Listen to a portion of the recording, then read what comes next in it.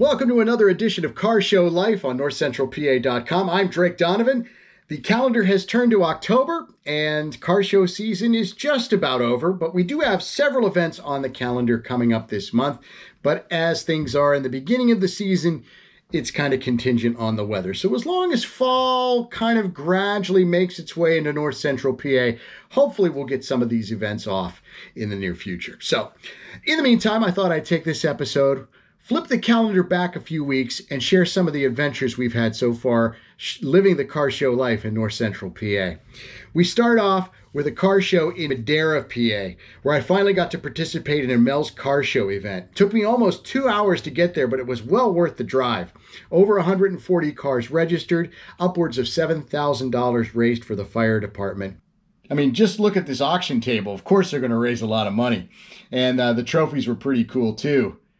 There were a lot of unique cars on the show field that weekend, including this 1938 American Bantam closed coupe that has been in the same family since new.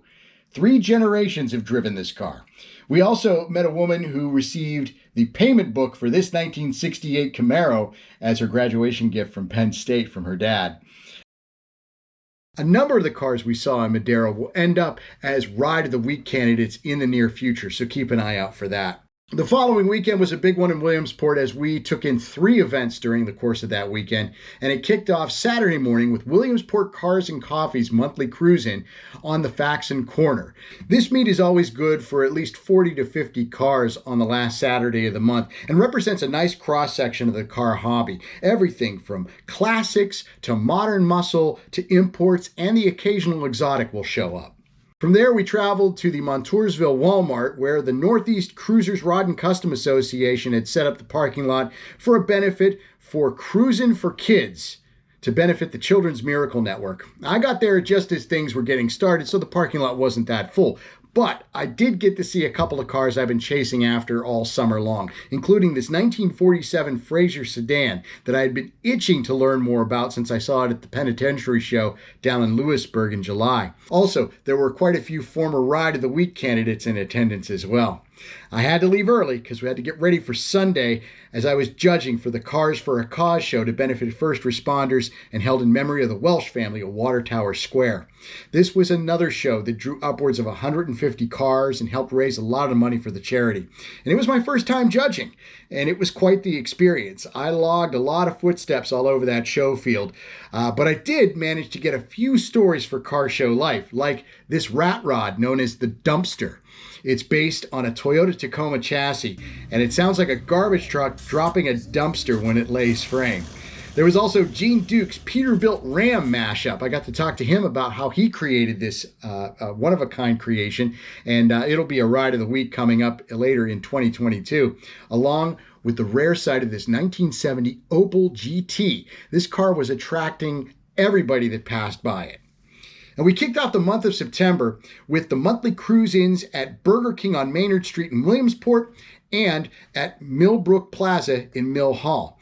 Now, every town has their go-to place for car cruises. When I lived in Kentucky in the Louisville area, it was the Dairy Queen on Dixie Highway. In Ohio, outside of Youngstown, Boardman, Ohio's A&W Root Beer restaurant was the place to see and be seen.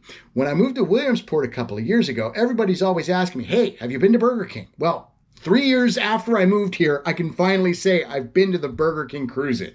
The Keystone Cruisers put on this event on the first Saturday of the month, and it can only hold up to 140 cars because that's the limit of the parking lot, and it fills up quick. But I had a great evening hanging out there. Then the next day, we drove down to Mill Hall, where the Central PA Street Machines puts on their monthly cruise-in on the first Sunday of the month from 1 to 4 p.m. But because it was a holiday weekend and the weather was a little iffy, the attendance was sparse, but still got to see some interesting cars like this late 70s Ford Ranchero, a Studebaker Avanti, and this great example of a Mustang II. Now, as I mentioned at the top, there are still a handful of events happening in the month of October, but they are always weather permitting. So here's the rundown that I have of stuff that is scheduled to happen in October, beginning with the weekend of October 9th and 10th. Berwick Riverfest will have a car show at Test Track Park for 2 days. Saturday the 9th, Savoy Plaza in Montoursville will host the Pudgies Cruise In from 5 to 8 p.m. Also Saturday, October 9th, downtown Clearfield will host the 8th annual Car, Truck, and Bike Show benefiting Clearfield County Wounded Warrior Project. On Sunday, October 10th, Carter Custom Auto Care hosts their 6th annual car show at VFW Post 6631 in Selinsgrove.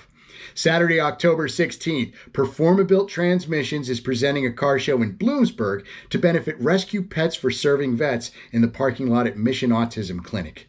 Sunday, October 17th, Parkside Community Center in DuBois will be the site of the Spooky Season Spectacular Car Cruise.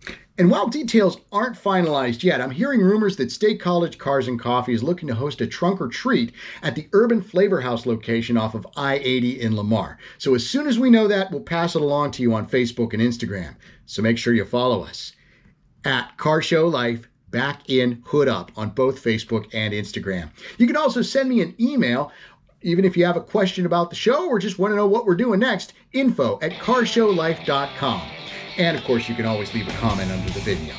Well, that's going to do it for this edition of Car Show Life. I've got to thank Phoebe Freer over at NorthcentralPA.com for all of her production assistance, as well as everyone at North Central PA Media. Until next time, go out and live that car show life.